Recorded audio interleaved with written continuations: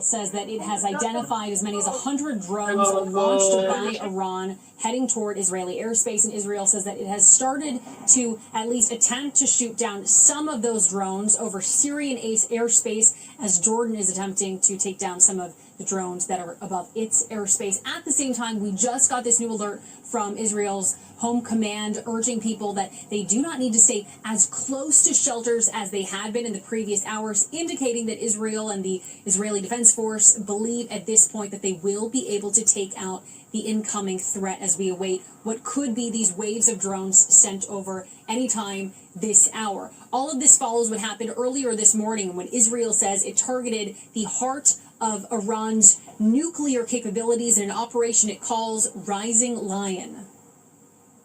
The Jewish state refuses to be a victim of a nuclear holocaust perpetrated by the Iranian regime. I've made it clear time and again, Israel will never allow those who call for our annihilation to develop the means to achieve that goal.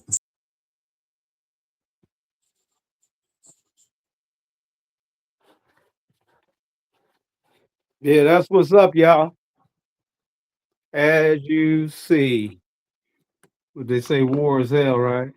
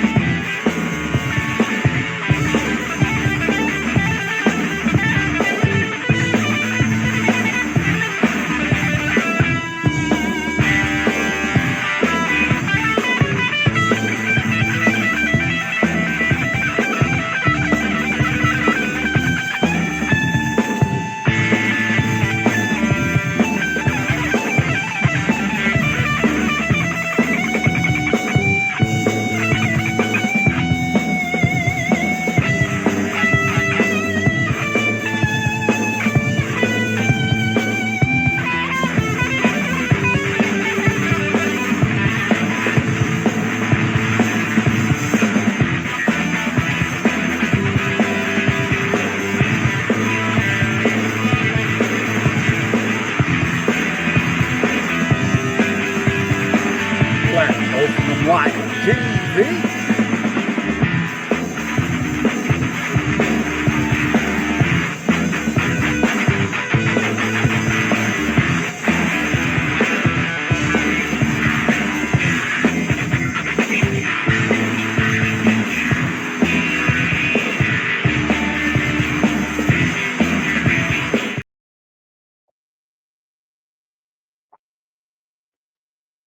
Power to the people.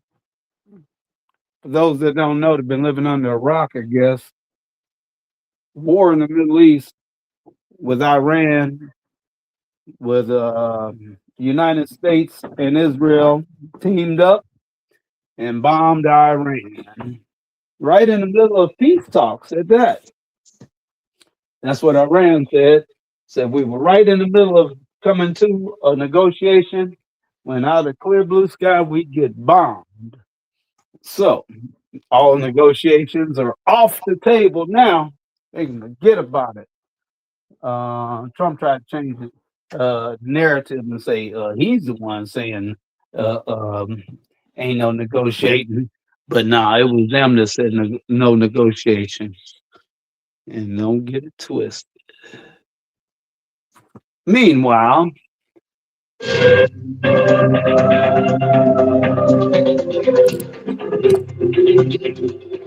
a chilling escalation has unfolded in the Middle East conflict as Iran launches ballistic missiles armed with cluster bomb warheads at central Israel and Jerusalem. The attack raised alarm across central Israeli cities as dozens of small explosive submunitions rained down across wide areas, turning neighborhoods into potential impact zones.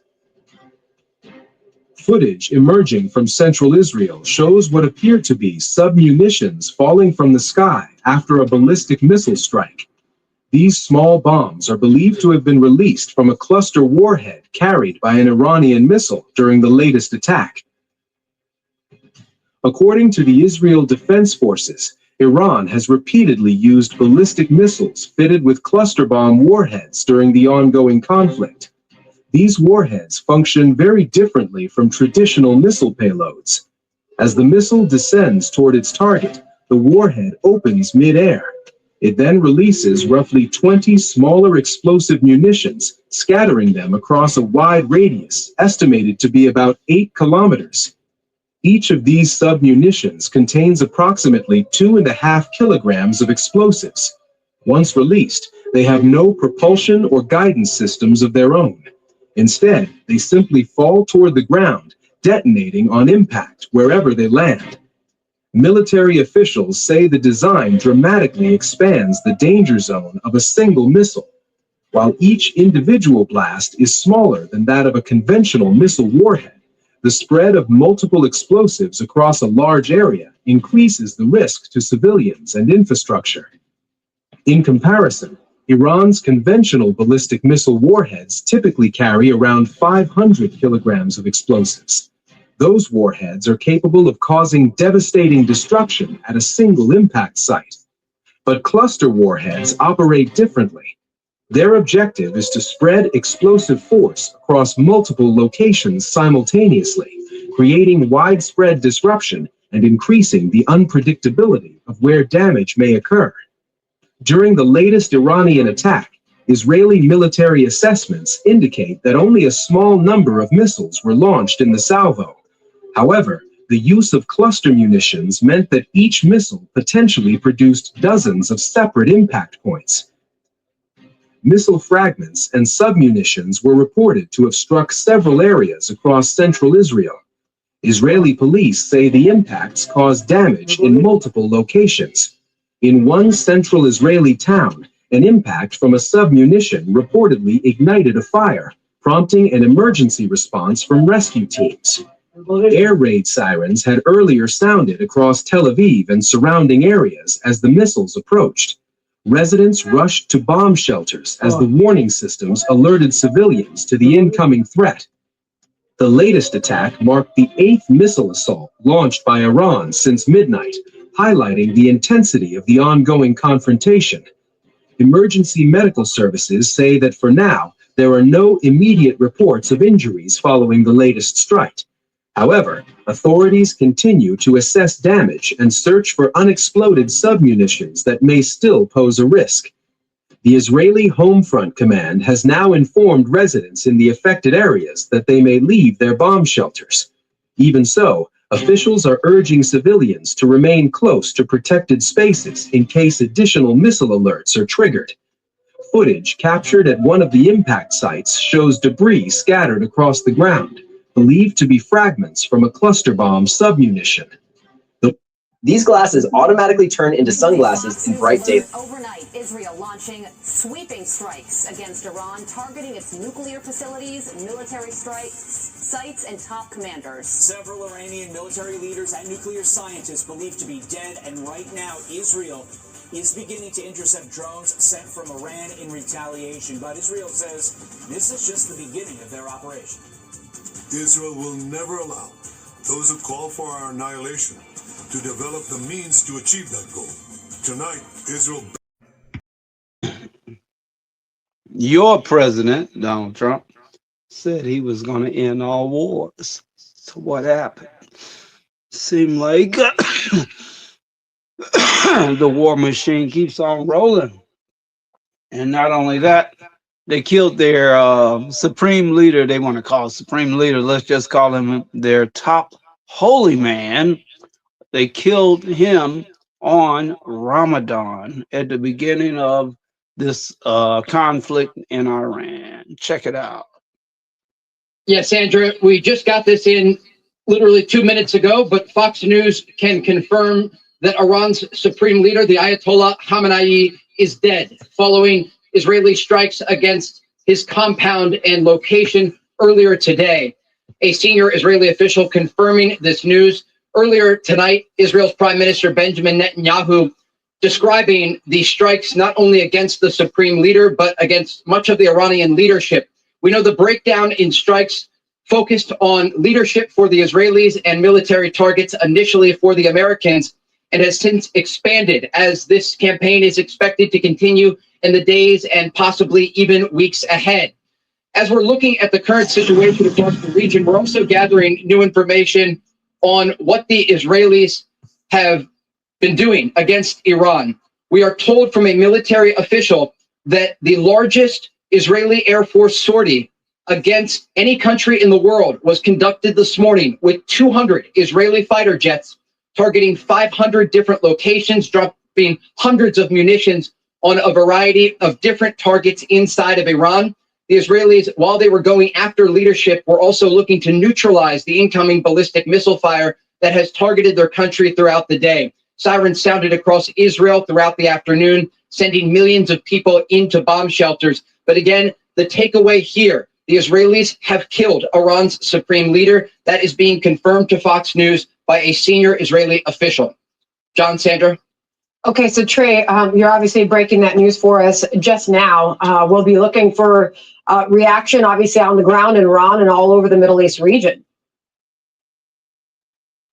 Absolutely. This is a major blow to the Iranian regime. Iran's supreme leader, the Ayatollah Khamenei, was not a figurehead. He was the man in charge of decisions as it relates to Iran's nuclear program, their expanding ballistic missile program, the hardline positions that made it impossible for the Americans to reach a diplomatic solution with the Iranians.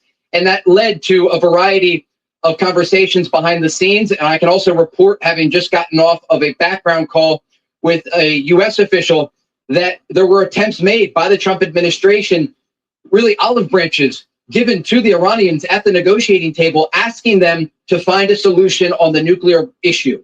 These other issues, their ballistic missile program, their support of regional proxies, and even the crackdown on protesters, the Trump administration initially was willing to ignore those issues in order to get an agreement together on the nuclear program. And they simply were not willing to come to the table with reasonable demands. And despite the efforts by top negotiators that were sent to Oman and to Switzerland, whether it be Special Envoy Steve Witkoff or President Trump's son-in-law, Jared Kushner, who we know have been working across the region around the clock over the past year, not just on this issue, but also to get a ceasefire in Gaza and implement the new Board of Peace to create stability in the region. The understanding was that the Iranian regime and the supreme leader himself, these were the last hurdles for the region between stability and instability. And this decision was made overnight by President Trump and Israeli Prime Minister Benjamin Netanyahu to launch these extensive strikes across Iran in order to neutralize that threat. President Trump overnight, when he made those remarks, said there could be American casualties. This is going to be a difficult fight because no war is easy, despite the fact that by tomorrow, the Israelis believe they will have air superiority over the skies of Iran. But we have seen the Iranian response today, not just here in Israel, with the ballistic missile fire targeting major population centers, including Jerusalem, Tel Aviv, and Haifa, but also Gulf countries, Bahrain, the UAE, and Qatar. A regional diplomat telling Fox News this evening that 8 people were injured in Qatar during one of the attacks. One of them is in critical condition. And so there are serious consequences to this counterattack by Iran. Ben Gurion on the landing approach. So what does that mean for the future there in terms of the theocracy if that were to continue? Israel is looking east right now to the threat from Iran, but they're also looking north and south. Iran's largest proxies are Hezbollah, the Lebanese militant group in southern Lebanon, and the Houthis in Yemen. Hezbollah, according to an intelligence official I spoke to recently, still has thousands of rockets and missiles, and around half of them are within range of Israeli cities. And this is a serious threat still posed to Israel, despite the fact that the Israelis have degraded and destroyed much of the Hezbollah arsenal.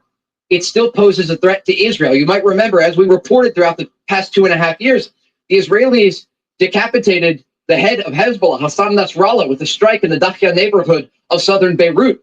They went after the missile launching positions we saw on the ground there in southern Lebanon as the Israelis meticulously moved field by field and cave by cave to go after these positions that had been dug into the sides of mountains.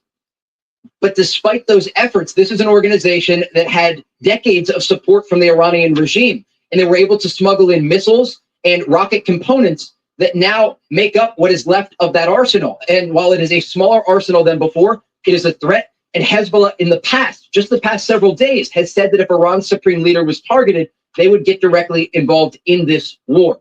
And so that is where Israel is focused right now. As it relates to the situation on the ground in Iran, we do have to step back amid all of this military action and these serious decisions that were made by President Trump and Israeli Prime Minister Benjamin Netanyahu. There is still an understanding about how the structure of the Iranian regime operates. Iran's supreme leader reportedly had already prepared successors. Iran's IRGC had already prepared successors for the top commanders of their military, understanding that if a war erupted, these would be the individuals targeted in such a conflict.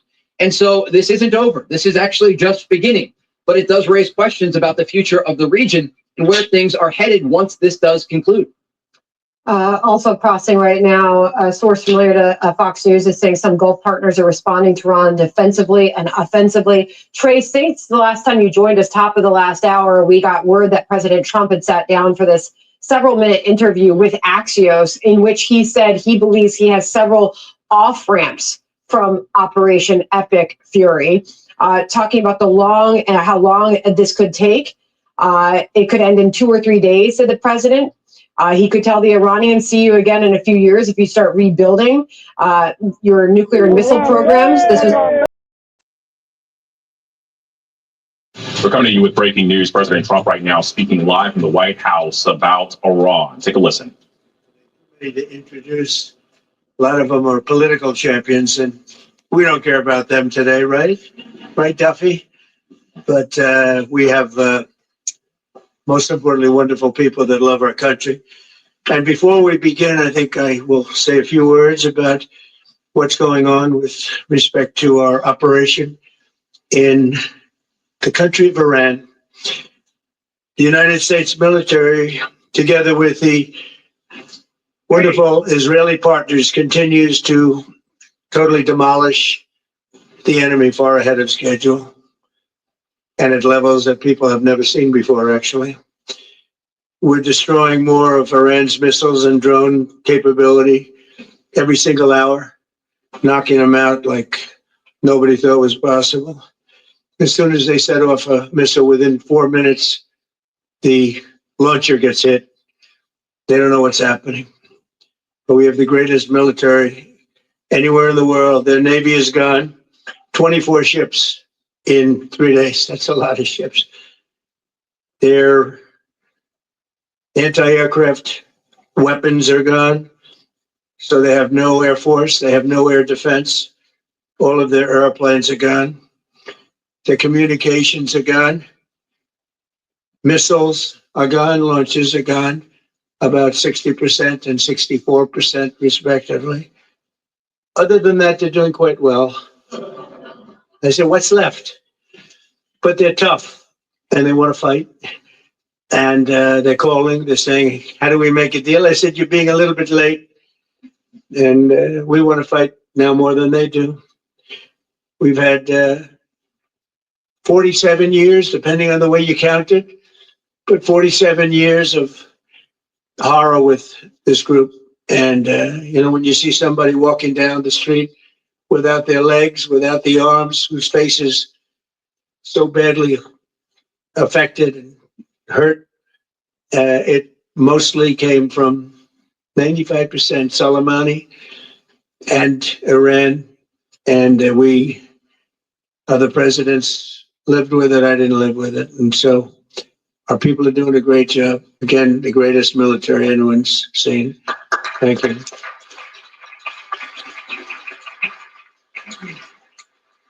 Thank you very much. And yesterday, my administration announced decisive action to help keep down the oil prices, including offering political risk insurance for tankers transiting into the Gulf, as you know, pretty dangerous territory. Further action to reduce pressure on oil is imminent, and the oil seems to have pretty much stabilized. We had it very low, but I had to take this little detour if it's okay with everybody. Scott, it's okay with you? Scott's the one who has to put up with it. He said, you have to do this now? I said, I have to do it, Scott, right? But it's been very strong, and everybody, including Scott, everybody feels we had really no choice. They were going to hit us if we didn't hit them because they're crazy. And in the long term, the actions we're taking will dramatically increase the stability of the region and oil prices and stock markets and everything else. We set the all-time record in history with the Dow going to 50,000. So Dow was at 50,000. It was supposed to be maybe, if we were lucky, within by the end of my presidency in 4 years. And we did it in my first year. We did the S&P 500. We did that in a period of less than a year. And that was even tougher than the Dow, they said, so it wasn't going to happen. But we have a great country. We have a country that's never done this well. We've had tremendous success in so many different ways. I built the military and rebuilt it in my first term, and we're using it more than I'd like to use it, to be honest with you. But when we used it, we found out it certainly did work. When we look at Venezuela, when we look at the first attack, Midnight Hammer in Iran, which really set the stage for what we're doing right now, it's been pretty amazing. And I'm once again calling on all members of the Iranian Revolutionary Guard, the military and the police, to lay down their arms. They're only going to be killed.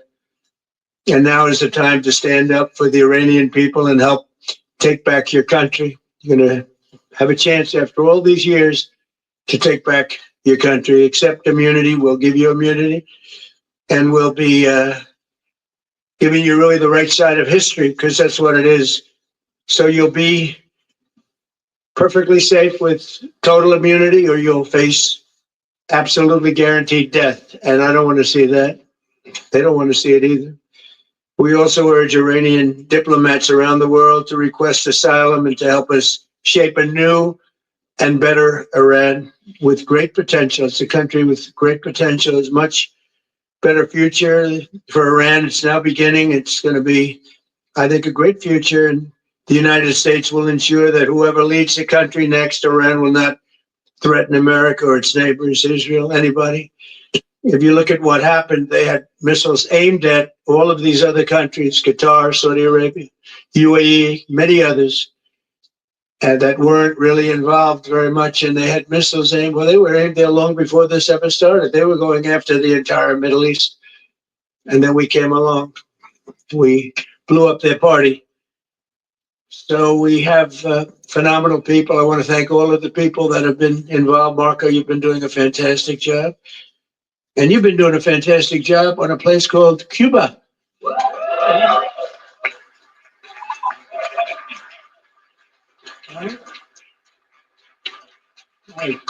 And A-Rod came in before. I said, hey, do you want to come up to a little award? He's gone to plenty of award ceremonies. Thank you, A-Rod. Big fan. But what's happening with Cuba is amazing. And we think that we want to finish this one first, but that will be just a question of time before you and a lot of unbelievable people are going to be going back to Cuba. Hopefully not to stay. We want you back, and we don't want to lose you. We don't want to make it so nice that they stay. But some people probably do want to stay. They love Cuba so much. I hear it all the time. That was another one that wasn't supposed to happen. Venezuela is going great. It's been stabilized. We have a wonderful person as your president-elect, Delcy Rodriguez, and she and her staff have been doing a fantastic job working with us. We're taking out hundreds of millions of barrels of oil, and it's going to Houston and various other places where it's being refined, and we're sending them back far more money than they've made in many years, and actually very shortly it'll be more money than they've ever made. And Venezuela is working. So we've had a lot of countries in places that truly love, you would say football, I would say soccer, but these are all countries that love football/soccer. And so I think the group likes it. And if you'd like, you could sit. I know I'm a very exciting speaker, but you can sit down if you'd like, okay? I'm looking at everybody standing. I'm saying, let's sit down. Because we're here to honor these great champions, and we want to. All right, you were just listening to President Trump there at the White House. This was a ceremony for Inter Miami CF, the MLS team there behind President Trump as he's addressing the audience there and reporters. $1 million making in the white man's world of prestige, who speaks to his people 100% and don't give a damn about the money, being shot, take the title, take it all, and to go to jail tomorrow. I love my people, and I'm not going to sell them out, make no movies, and mislead them and marry blondes, because I'm one Negro who's the boss. Let me come in the council, and the rest of them in the fields catching hell. I'm going to the fields and represent them if it means die. So that's why I'll fight. Now they want to talk. And for him, it's a little too late. But with a Fox News alert overnight, Israel launching sweeping strikes against Iran.